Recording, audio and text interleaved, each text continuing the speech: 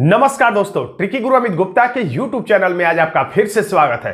दोस्तों आज मैं आपके लिए फिर से लेकर आ गया हूं यूपीएससी 2017 की ऑनलाइन परीक्षा में पूछे गए टॉप 10 रीजनिंग के ऐसे प्रश्न जिन्हें हम सॉल्व करेंगे बिल्कुल ट्रिकी अप्रोच के साथ। और यह 6वां वीडियो है इस सीरीज का। और दरोगा बनना है तो आपको तो लेटेस्ट पैटर्न का प्रश्न देखना ही होगा। तो आइए शुरू करते हैं आज की ये क्लास। पहला प्रश्न है ब्लड रिलेशन से, यानी कि रक्त संबंध से। तो इस प्रश्न को हम लोग सॉल्व करते हैं यहां से। तो पहली लाइन में कहा जा रहा है ए बी की भांजी है। ए जो है क्या है? भांजी है। तो भांजी का मतलब जरूर वो एक पीढ़ी नीचे होगी, जरूर वो एक पीढ़ी नीचे होगी। भांजी है तो माइनस होगी। और किसकी भांजी है? तो बी की भांजी है।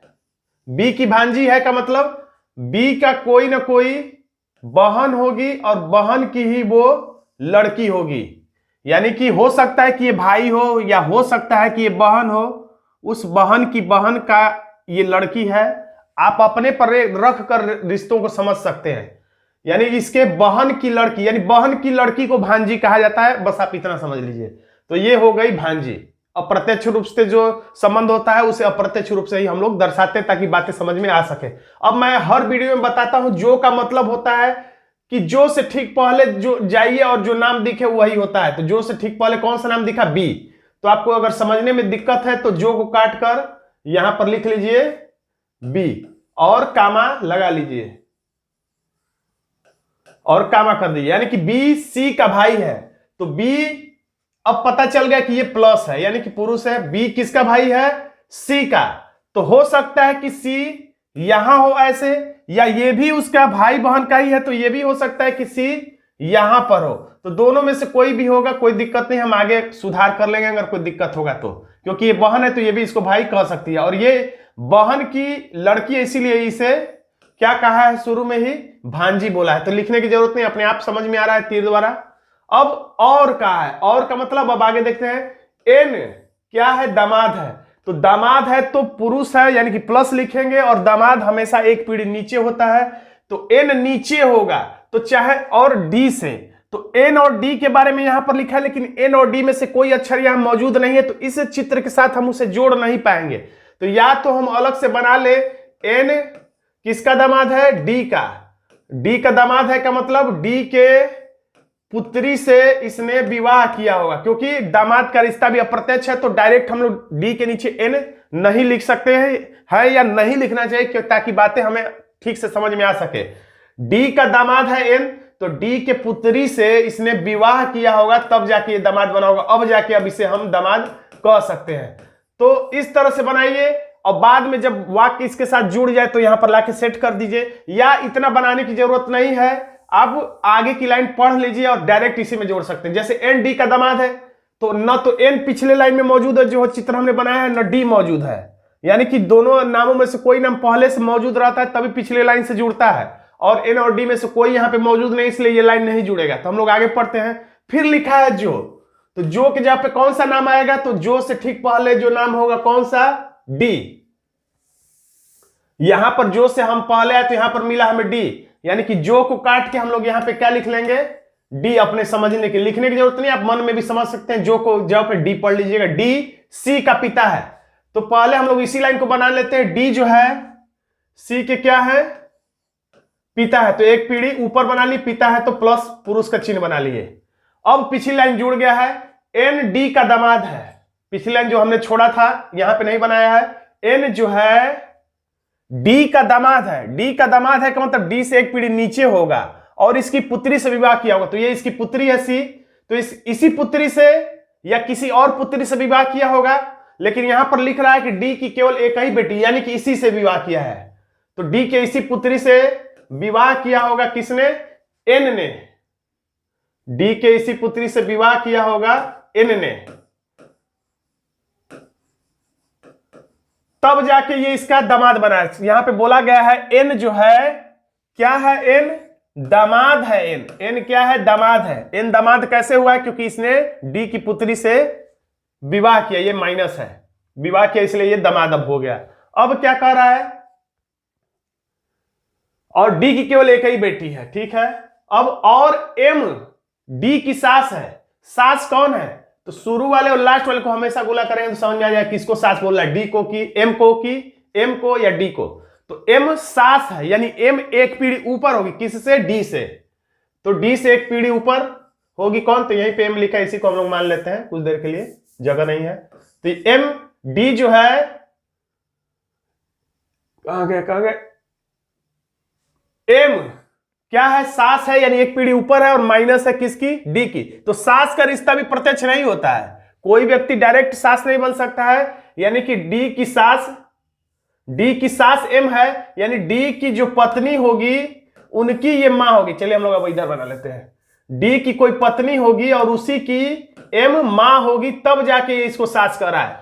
इसकी पत्नी की मां होगी एम, तब जाके डी इसको सास कह सकता है। तो अप्रत्यक्ष रिश्ता रहे तो अप्रत्यक्ष तीर बनाइए। तो ब्लड रिलेशन में ये सारी बातें मैंने बहुत विधिवत रूप से ब्लड रिलेशन का, रक्त संबंध का प्लेलिस्ट बनाया, उसमें सारी बातें मैंने स्टेप बाय स्टेप समझाया। आप चाहें तो उस वीडियो को देख लेंगे, तो यहां पर मुझे इतना ज्यादा समझाने में दिक्कत नहीं होगा। तो ये माइनस है चूंकि ये सास है। अब प्रश्न क्या पूछ रहा है? एम का, तो जिस नाम के आगे का लिखा होता है उसे ही हमें बताना होता है वो कौन है, यानी ये कौन है इसी को हमें बताना है, ये नहीं भूलना है। ए से क्या रिश्ता, किसके तरफ से? तो ए के तरफ से। तो ए यानी क्या कहेगा एम को, यानी एम क्या है किसके लिए? तो ए के लिए। तो ये ऊपर है, ये लड़की है, ये इसकी मां है, एक पीढ़ी ऊपर है यानी ये मां है। और मां के ये सब देखिए, ये बहन है, ये भाई है, ये इसका पति है। तो ये इसकी मां है और मां का ये पिता है। मां के पिता को क्या बोलते हैं? नाना। ये इसकी मां है। अब हम लोग ऊपर जा रहे हैं। अब मां के ये पिता है, यानी कि नाना हो गए ए के। और नाना की पत्नी नानी, और नानी की मां को हम परनानी कह सकते हैं, इसलिए हमारा आंसर हो जाएगा सी, ए। तो हमें समझाने में समय लग रहा है, लेकिन अगर आप प्रैक्टिस कर लेंगे तो आपको प्रश्न सॉल्व करने में 1 मिनट से कम ही लगेगा। तो देखिए अगला प्रश्न 2017 ऑनलाइन परीक्षा का, यह भी ब्लड रिलेशन से संबंधित ही प्रश्न है, तो इसको भी हम लोग सॉल्व कर लेते हैं। ये इशारा वाला प्रश्न है। इशारा वाले प्रश्न में कुछ लोगों को दिक्कत होती है, लेकिन कोई बहुत बड़ी बात नहीं है। इस पर भी मैंने कई वीडियो बनाए हैं और कई ट्रिक बताए हैं। एक लड़की की तरफ इशारा किया गया है। इशारा किसकी तरफ है? तो एक लड़की की तरफ। और वाक्य को बोलने वाला कौन है? तो एक पुरुष है। इतना आप याद रखिएगा, इशारा कर रहे किसकी तरफ है? तो लड़की की तरफ। और वाक्य को बोलने वाला कौन है? तो एक पुरुष है।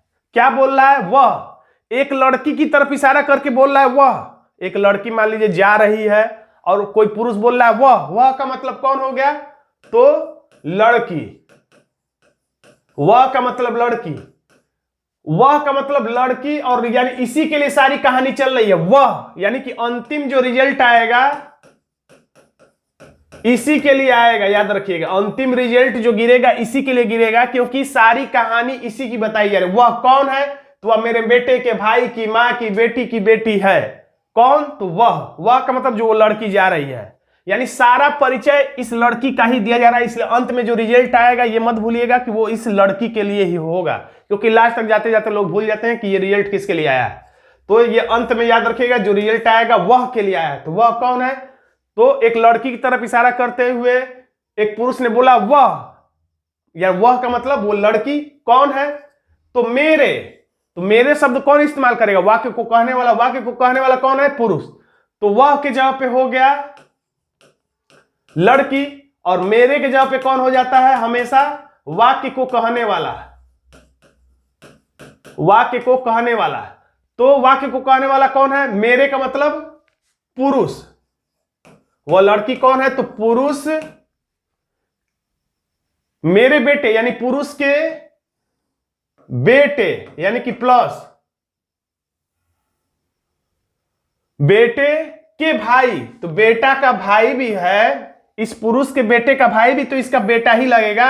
यानी कि कोई दिक्कत नहीं, दोनों बेटे ही है, बस घुमा फिरा के। क्योंकि रक्त संबंध के प्रश्नों में बात सीधी होती है, लेकिन उसे जानबूझकर घुमा के कहा जाता है, ताकि ये देखने के लिए कि आप बातों को समझ पा रहे हैं या नहीं।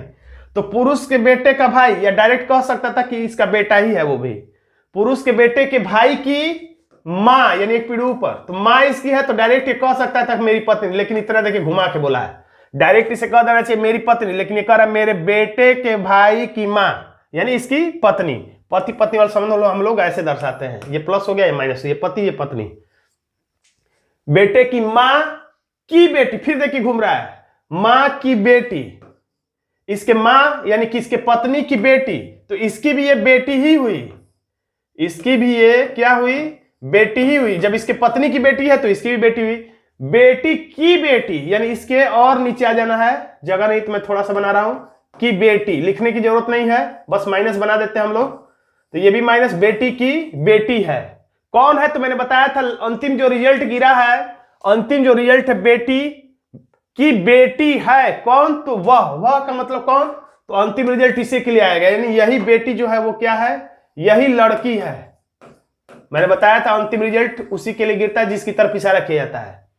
तो अब किसके बारे में पूछा जा रहा है, उस लड़की का, इस लड़की के आगे लिखा है क्या चीज, उस लड़की का, मैंने बताया था जिस नाम के आगे का लिखा रहा है उसी के बारे में बताना होता है कि वो कौन है। तो उस लड़की का यानी कि इसी को बताना है कि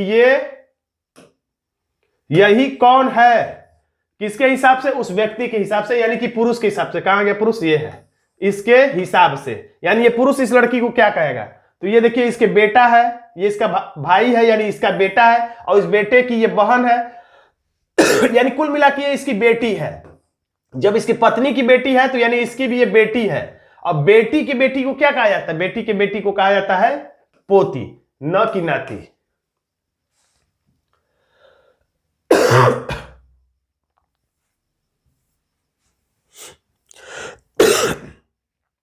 अगला प्रश्न देखिए, अगला प्रश्न है कथन और पूर्वानुमान से संबंधित।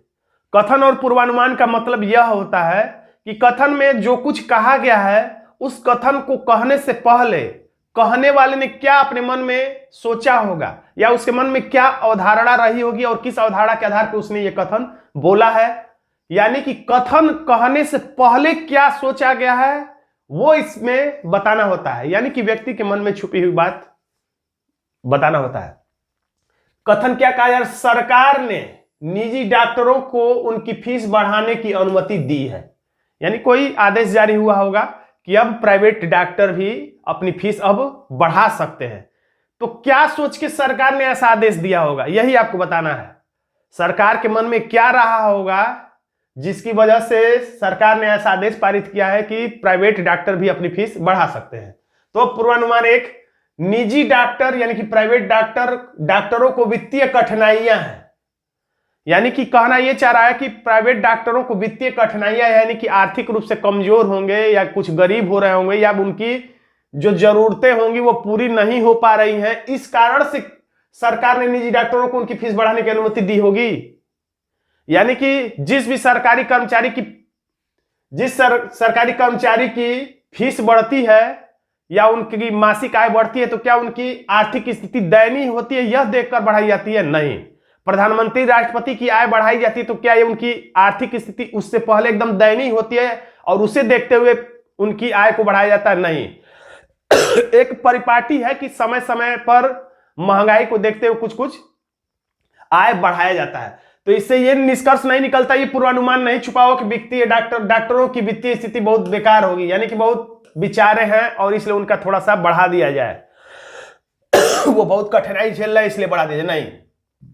अच्छी स्थिति है लेकिन उसके बाद भी समय समय पर उनको अपनी फीस बढ़ाने का अधिकार है, इसलिए सरकार ने ऐसा किया होगा। तो ये उसमें से जो बात कहा जा रहा है ये गलत है, ये सरकार नहीं सोची होगी। सरकार अच्छी तरह से जानती होगी पहले से ही प्राइवेट डॉक्टर अच्छी आमदनी कर रहे हैं, लेकिन समय के हिसाब से उन्हें कुछ और फीस बढ़ाने की अनुमति दे दी गई होगी। अब दूसरा, सरकारी डॉक्टर अपनी फीस में वृद्धि नहीं करते हैं। तो पहली बात की कथन में सरकारी डॉक्टरों का कोई जिक्र नहीं, तो सीधे सीधे ये कथन गलत हो गया, पूर्वानुमान इसमें है ही नहीं। बात तो यहां पर निजी डॉक्टरों की, प्राइवेट डॉक्टरों की जा रही है, तो सरकारी डॉक्टरों के बारे में सोचने का यहां पे क्या तुक है, तो ये सरासर गलत हो गया। और सरकारी डॉक्टरों के बारे में अगर सोच भी लिया जाए तो ये नहीं कह सकते कि सरकारी डॉक्टरों को अपनी फीस बढ़ाने की अनुमति वृद्धि नहीं करते। क्यों नहीं करते, सरकार समय समय पर इनके भी फीस में वृद्धि करती रहती है। तो दोनों ही पूर्वानुमान यहां पर हमारे गलत साबित हो जाते हैं।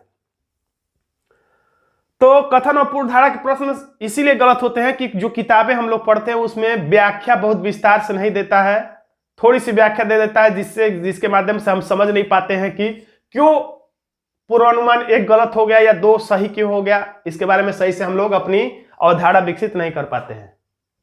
अगला प्रश्न है, अलग छांटना है आपको। इन चारों शब्दों में से कौन सा अलग है? तो कुछ प्रश्न रीजनिंग के ऐसे होते हैं जिनमें जीके अपेक्षित होता है, सामान्य ज्ञान अपेक्षित होता है, और ये ऐसा ही प्रश्न है। इसमें भूगोल की जानकारी आपको होनी चाहिए। तो जो महाद्वीप होते हैं उनमें से ये जो फ्रांस और जर्मनी, ये तीनों जो है वो यूरोप महाद्वीप के हैं, जबकि इंडोनेशिया जो है एशिया महाद्वीप में होगा, यानी यही अलग है। और अधिकतर देखा गया यूपीएससी के सभी लगभग मीटिंग्स में एक ऐसा प्रश्न महाद्वीप के आधार पर अलग छांटने वाला दे रहा है। अब अगला प्रश्न देखिए। अगला प्रश्न जो है आपको क्रम से लगाना है। LMNOPQR 6 मित्र हैं, ठीक है, कोई दिक्कत नहीं है, होने चाहिए, कुछ ज्यादा ही है। M बड़ा है L और N से। M जो बड़ा है वो किससे बड़ा है? थोड़ा सा ऊपर बना ले बीच में। M बड़ा है L से और N से, तो N को इसके नीचे लिखे, N को इससे ऊपर लिखे। समझ में नहीं आ रहा है तो फिलहाल में अपने मन से कुछ लोग नीचे लिख देते हैं, लेकिन जब तक कंफर्म ना हो जाए कि L और N में कौन छोटा बड़ा है तब तक उन्हें अगल बगल रहने दीजिए, कोई दिक्कत नहीं। अपने मन से L को नीचे या N को ऊपर नहीं करना है, क्योंकि यहां पे बस M पता चला है कि M बड़ा है, ये नहीं पता चला कि इन दोनों में कौन बड़ा है छोटा है। M बड़ा है L और N से, तो हमने इतना ही बना दिया। अब P बड़ा है M से। P बड़ा है किससे? M से, तो इसके ऊपर हमने P बना दिया, कोई दिक्कत नहीं है। लेकिन केवल O से छोटा है, तो लेकिन, किंतु, परंतु और कहे तो बात अभी पहले ही करते हैं। P बड़ा है तो M के लिए नहीं, जब जो कहे तब ठीक पहले वाले के लिए बात कहा जाता है। लेकिन किंतु, परंतु, लेकिन, तथा और कहे तो अभी जिसकी बात चल रही है उसी के बारे में अभी बात खत्म नहीं हुई है, यानी कि पहला करता है। या कह सकते हैं किंतु, परंतु, लेकिन, तथा और कहे तो पहला करता है, यानी पहला नाम, और जो या जिससे कहे, जिसका कहे तो दूसरा करता है, यानी कि दूसरा नाम के लिए। तो केवल यहां पर कहा गया लेकिन, लेकिन का मतलब पहला नाम, यानी कि लेकिन को काट के चाहे तो P लिख सकते हैं, यानी कि P केवल O से छोटा है। P जो है किससे छोटा है? केवल O से छोटा है, यानी P जो है केवल O से छोटा है, यानी कह सकते हैं P से ऊपर केवल O ही है, यानी कि अब इससे ऊपर अब कोई नहीं जाएगा, नहीं तो P दो लोगों से छोटा हो जाएगा। जबकि यहां पे कहा जा रहा है P केवल O ही से छोटा है और किसी से नहीं है, यानी अब जो भी होगा O से, अब P से अब सब नीचे ही रहेंगे। अब देखिए, अब कह रहा है R छोटा है N से।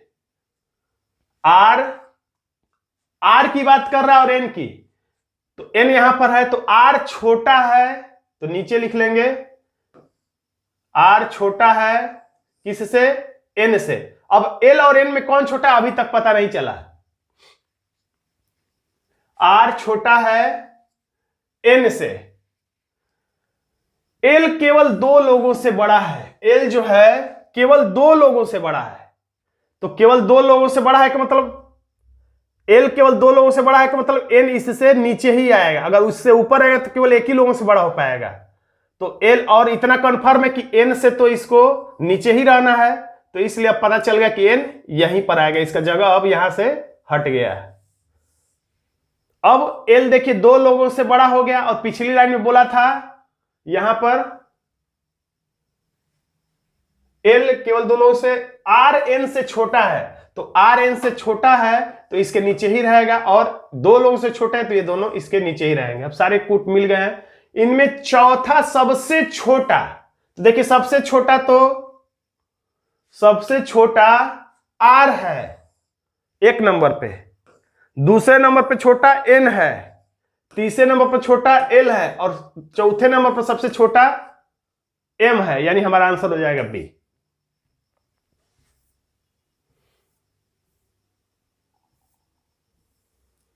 अब कौन सा तर्क कमजोर है और कौन सा तर्क मजबूत है? प्रबल तर्क और कमजोर तर्क वाला प्रश्न आपके सामने है, और कथन कहा जा रहा है बहुत ही अच्छा, जो हमारी भर्ती प्रक्रिया से जुड़ा हुआ है। रेलवे की परीक्षा में भी साइको टेस्ट होता है, और जो रीजनिंग के हम लोग प्रश्न देते हैं उसमें भी कुछ मनोमितीय परीक्षण होते हैं कुछ प्रश्नों के माध्यम से, और कुछ परीक्षाओं में स्पेशली होता है। तो कथन में क्या कहा जा रहा है, देखिए अब अभी हमने जो देखा कथन और पूर्वधारा, तो कथन को कहने से पहले क्या सोचा गया था वो पूर्वधारा है, और कथन और प्रबल तर्क में है कि कथन जो कहा गया है उसके लिए जो जवाब उसका प्रश्नवाचक होता है, प्रबल तर्क वाला प्रश्न, और इस प्रश्न का उत्तर कौन तार्किक तरीके से हाँ या ना में दे रहा है वही सही होता है, प्रबल होता है, और जो कमजोर तरीके से अपना तर्क रखता है वो तर्क कमजोर होता है। तो कह रहा है इसमें कि क्या भर्ती प्रक्रिया में मनोमितीय परीक्षण करना अनिवार्य है, या साइको टेस्ट या कोई रीजनिंग का टेस्ट। ये समझ लीजिए कुछ देर के लिए कि समझिए कि रीजनिंग की बात हो रही है, कुछ देर के लिए समझने के लिए आप इसे रीजनिंग ही समझिए। क्या भर्ती प्रक्रिया में मनोमितीय परीक्षण करना अनिवार्य है, तो आप अपने मन से सोचिए क्या अनिवार्य है, या ये भी सोचिए कि अनिवार्य नहीं होता तो अधिकांश परीक्षाओं में रीजनिंग क्यों होता है। कुछ खास बात तो है तभी सरकार इसको अनिवार्य की हुई है लगभग अधिकांश परीक्षाओं में। तो अब तर्क एक, हाँ कहने का मतलब ये सारी बातें क्लियर होगी, यानी कि हाँ भर्ती प्रक्रिया में मनोमितीय परीक्षण करना अनिवार्य है। क्यों, हमें इस काम के लिए ऐसे उम्मीदवारों का चयन करना है जो दबाव की स्थिति में भी स्पष्ट निर्णय ले सके, यानी उनके ऊपर कुछ प्रेशर हो, पॉलिटिकल प्रेशर हो या समाज का प्रेशर हो, धार्मिक प्रेशर हो, कोई प्रेशर हो, लेकिन वो दबाव में भी सही निर्णय ले सके। और इसकी परख कैसे होगी, तो मनोमितीय परीक्षण के माध्यम से। तो ये बिल्कुल सही है, ये तर्क प्रबल है। अब दूसरा कारण नहीं कह देने का मतलब ये नहीं, ये भी हो सकता है कि हाँ वाली भी बात सही हो जाए, नहीं वाली भी बात सही हो जाए, बस बात में दम होना चाहिए। कभी कभी तर्क ऐसा होगा कि हाँ कहने पर भी वो तर्क अच्छा लगेगा और ना कहने पर भी, तो ऐसा नहीं कि हाँ वाला सही होगा तो ना वाला गलत ही होगा। ना वाली बात भी अगर कोई तार्किक ढंग से कह दे, स्वीकार करने योग्य बात, तो वो प्रबल हो सकता है। तो हाँ ना का यहां पर कोई असर नहीं पड़ता है। तो नहीं यानी कि मनोमितीय परीक्षण करना अनिवार्य नहीं है। क्यों, यह अधिकतर उम्मीदवारों को अलग कर देगा, अतः बेरोजगारी बनी रहेगी। तो अधिकतर उम्मीदवारों को तो वैसे भी अधिकांश परीक्षाओं में बाहर किया जाता है, 100% में से 5% लोगों को भी नौकरी नहीं दी जाती है। तो वैसे भी अधिकतर उम्मीदवार जो अयोग्य होंगे वो बाहर हो जाते हैं, और उन्हें बाहर हो भी जाना चाहिए अगर मनोमितीय परीक्षण में वो पास नहीं होते हैं और वो दबाव को झेलने में सक्षम नहीं है। तो ये कोई तर्क प्रबल नहीं है कि बेरोजगारी से बचने के लिए अब कहिए कि बेरोजगारी दूर करना है तो सबको, जो अशिक्षित व्यक्ति उनको भी शिक्षित वाले पोस्ट दे दिए जाए, तो ये गलत है तर्क। यानी केवल तर्क पहला वाला प्रबल है, दूसरा वाला तर्क जो है वो कमजोर है, इसलिए हमारा आंसर हो जाता है सी, केवल तर्क एक मजबूत है। अब ये प्रश्न ऐसा प्रश्न है जो यूपीएससी की सभी पालियों में पूछा जा रहा था। आप प्रश्न समझ चुके होंगे।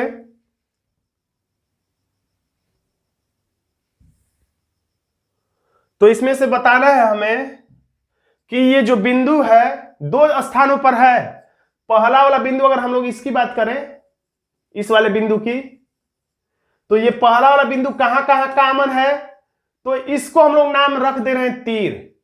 धनुष बाण वाला जो तीर ऐसे बनता था, याद रहने के लिए मैं बस बना रहा हूं, जो ऐसे करके तीर बनता था, तो ये तीर का ही अगला हिस्सा है। तो आप ऐसे समझ सकते हैं कि ये तीर ही है, इसको मैं नाम रख दे रहा हूं। तो ये बिंदु कहां पर है, तो तीर में भी है। और पहला वाला बिंदु किस में है, तो कह सकते हैं ये वृत्त में भी है। और पहला बिंदु अब त्रिभुज से लेकिन बाहर है, यानी केवल पहला बिंदु केवल तीर और वृत्त में है। और दूसरा वाला बिंदु का मतलब मैं इसकी बात कर रहा हूं, इस वाले बिंदु की। तो दूसरा वाला बिंदु किस में है, तो सबसे पहले ये भी तीर में है। तीर का मतलब मैं इसे कह रहा हूं, देखिए ये तीर है मेरे लिए, या अपना नाम इसका कोई आप रख लीजिए, या आप समझिए कि मैं इसी की बात कर रहा हूं। तो दूसरा वाला बिंदु तीर में है और प्लस वृत्त में भी है। तो वृत्त भी हमने लिख दिया, वृत्त में भी है, और ये त्रिभुज के भीतर भी है, त्रिभुज के भीतर भी है। या कॉमन रूप से इसको कह सकते हैं कि जो दूसरा वाला बिंदु है वो कॉमन रूप से कह सकते हैं कि सभी में है, सभी में उभयनिष्ठ स्थान पे है। तीनों में, तीर में, वृत्त में, त्रिभुज में कहने से बढ़िया है कि बस कह दिए कि सभी में, यानी कि कॉमन जगह पर है। आपको बस पहला वाला ध्यान देना है कि केवल तीर और वृत्त में रहे, त्रिभुज में न रहे। तो देखते हैं, सबसे पहले हम लोग ऐसा बिंदु तलाश करते हैं कहां पे बनाया जाए जो तीर और केवल वृत्त में हो। तो इसमें बनाएंगे, तो तीर में तो है और, लेकिन ये वृत्त नहीं है, ये त्रिभुज है, जबकि त्रिभुज में नहीं चाहिए था, तो यहां नहीं बन पाएगा। अगर यहां बनाए तो भी ये त्रिभुज में आ जाएगा, ये त्रिभुज पूरा यहां से यहां तक है, तो यहां बनाएंगे तो केवल वृत्त में रह जाएगा, ये त्रिभुज में नहीं आ पाएगा, यानी कि ए में कोई ऐसी स्थिति नहीं बन रही है।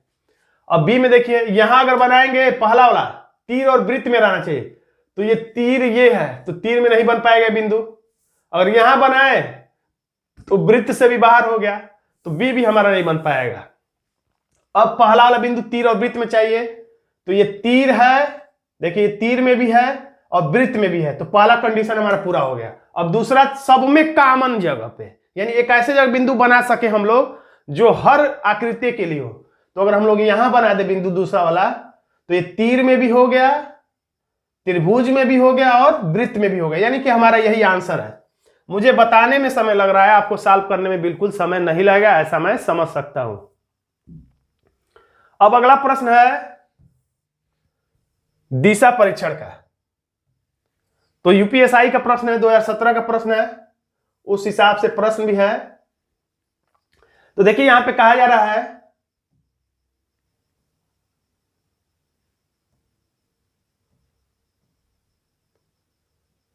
से हम लोग यहां कर दें कुछ देर के लिए।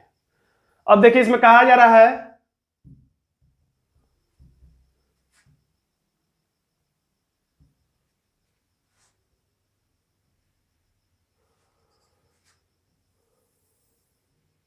संध्या प्रवीण से पूर्व की ओर है। संध्या, देखिए अगर समझने में दिक्कत हो तो मैं हर बार बताता हूं, बार बार बताता हूं कि कभी तो कभी आपके दिमाग में घुसेगा। पहला और दूसरा चीज को गोले में घेरेंगे, वैसे तो ऑनलाइन परीक्षा में गोले में आप नहीं घेर पाएंगे, तो दिमाग से तो देखेंगे कि शुरू वाले के लिए लास्ट वाला होता है।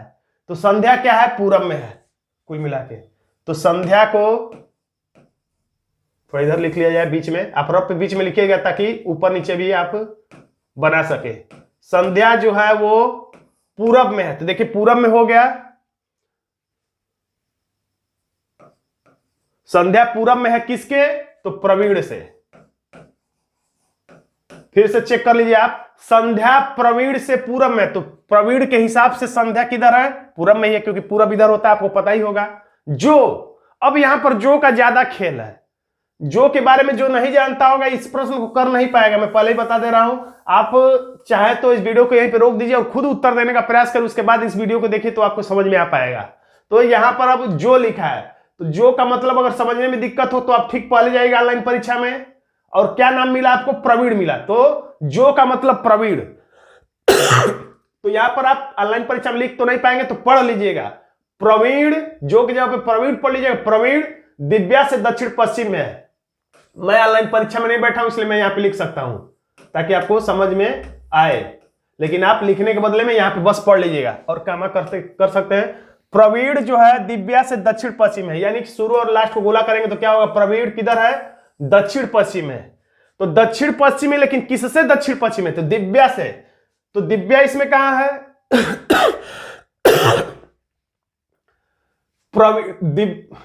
प्रवीण जो है दिव्या से, प्रवीण जो है दिव्या से दक्षिण पश्चिम है, तो दक्षिण इधर है पश्चिम इधर है, यानी कि दिव्या कुछ कुछ इधर होगी।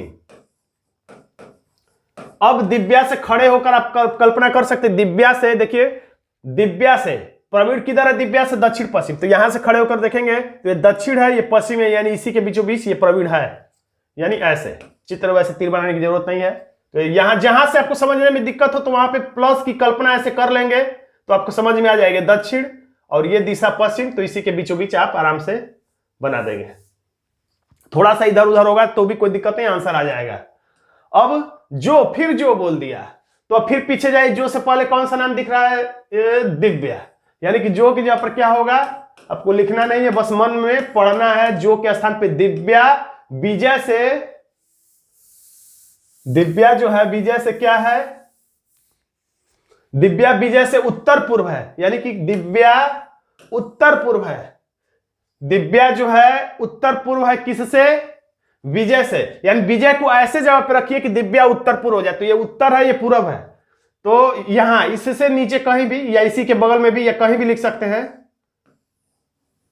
विजय से। तो विजय से प्लस की कल्पना करके देख लीजिए, दिव्या किधर है? उत्तर पूर्व, तो ये उत्तर है और ये पूरब है, यानी इसी के बीचों बीच ये कहीं है। थोड़ा इधर भी लिख सकते हैं, आपको एकदम एग्जैक्ट बनाना है तो।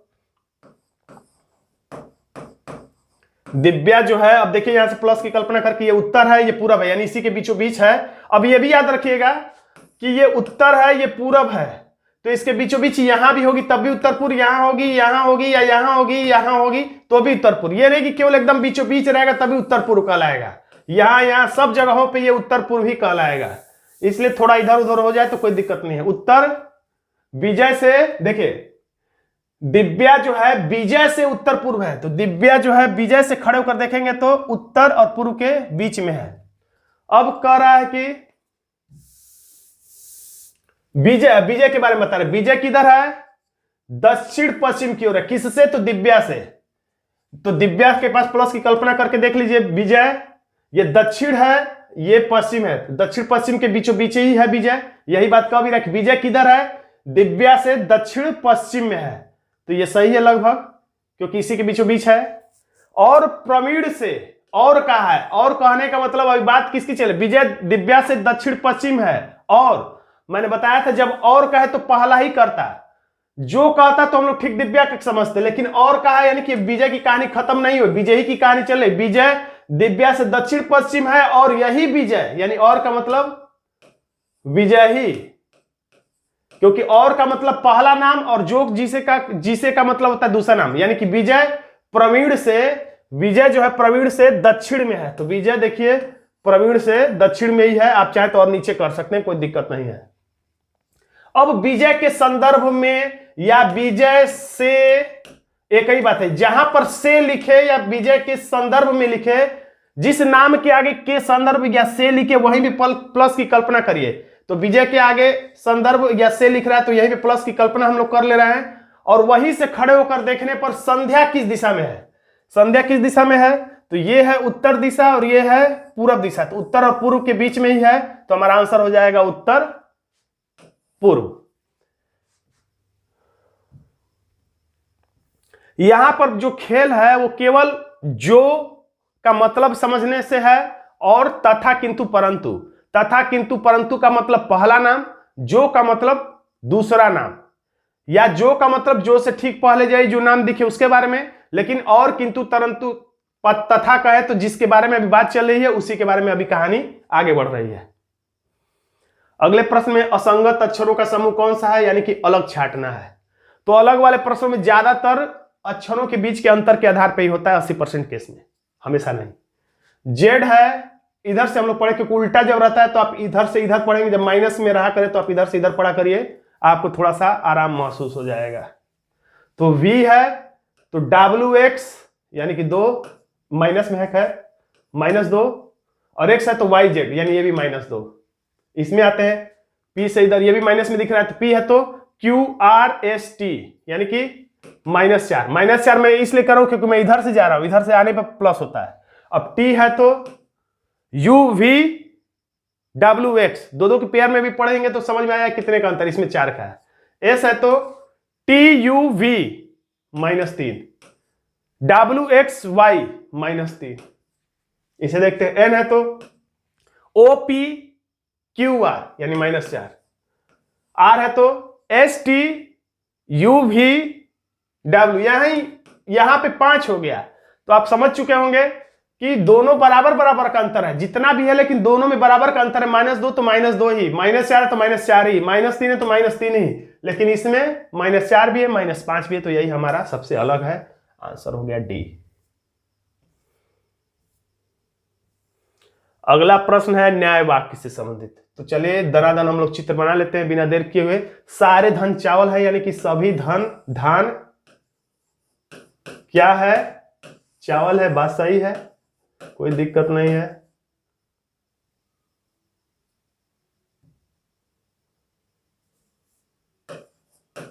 गलत भी लिख जाए तो कोई दिक्कत नहीं, परीक्षा में आप मिटाइएगा, तुरंत आपको सिर्फ प्रश्न ही सॉल्व करना होता है। कुछ चावल गेहूं है, चावल का कुछ हिस्सा गेहूं है।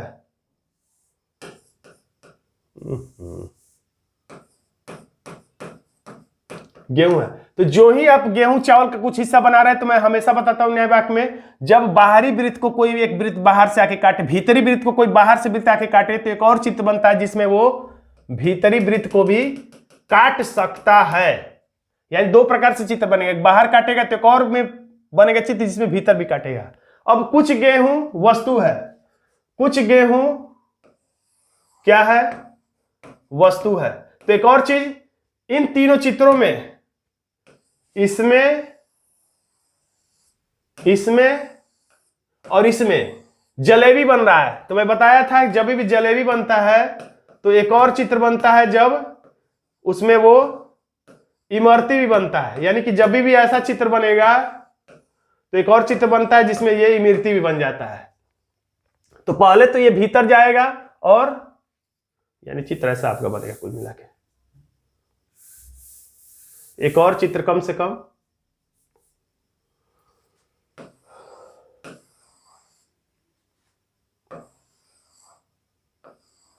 ऐसा चित्र बन जाएगा।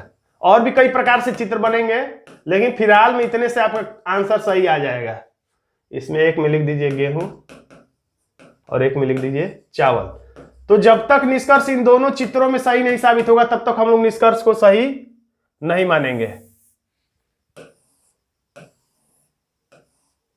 तो देखिए पहला निष्कर्ष क्या कहता है, कुछ वस्तु गेहूं है, कुछ वस्तु जो है क्या है, गेहूं है, इसमें भी सही है। और कुछ कहां गया वस्तु, इसमें गायब हो गया, ये चावल नहीं है, ये वस्तु है। कुछ वस्तु गेहूं है, इसमें भी ये कॉमन भाग है तो इसमें भी सही है। यानी पहला निष्कर्ष जो है बिल्कुल सही है। दोनों चित्रों में, तीनों चित्रों में, चाहे जितने चित्र बना लीजिए, तमाम वस्तुओं के चावल होने की संभावना है। तमाम का मतलब यहां पे 100% नहीं, तमाम का मतलब हमारा अर्थ निकल रहा है कुछ का। यानी कि अगर 99% भी कह दे कोई तो इसका मतलब होता है कुछ वाला चित्र बनेगा। अधिकांश बोल दे तो भी कुछ ही वाला चित्र बनता है। तो यानी कि कुछ वस्तुओं के चावल होने की संभावना है। तो इसमें कह रहा है कुछ वस्तु चावल हो सकते हैं, तो ये कह रहा है कि नहीं, कंफर्म नहीं कि जरूरी नहीं कि हो, लेकिन इसमें कह रहा है कि कुछ वस्तु चावल हो सकता है। यानी कि नहीं भी हो सकता है, ये कह रहा है, ये कह रहा है कि है, ये कह रहा है नहीं हो सकता, ये कह रहा है। यानी कि नहीं भी हो सकता है, हो भी सकता है। तो संभावना की बात है और संभावना इसमें कह दिया, इसलिए ये भी निष्कर्ष सही है। जैसे मैं कहूं कल बारिश होगी तो बात गलत, क्योंकि हो सकता है कल बारिश ना हो। या मैं कहूं कि कल बारिश नहीं होगी तो भी मेरी बात गलत, क्योंकि हो सकता है कल बारिश हो जाए। अगर मैं कहूं कि कल बारिश हो सकती है तब बात सही है, क्योंकि अगर हो जाए तो भी ठीक, ना हो जाए, ना हो तो भी ठीक हो जाएगा मेरी बात। आंसर हो गया सी। तो दोस्तों आज का ये छोटा सा वीडियो आपको कैसा लगा कमेंट बॉक्स में जरूर लिखिएगा। वीडियो अच्छा लगा तो वीडियो को लाइक कर दीजिएगा, इसे अपने दोस्तों में शेयर कर दीजिएगा। और अभी तक आपने हमारे चैनल को सब्सक्राइब नहीं किया है तो सब्सक्राइब जरूर कर लीजिएगा, क्योंकि यूपीएसआई के लिए अब समय समय पर मैं वीडियो लाता रहूंगा। धन्यवाद दोस्तों।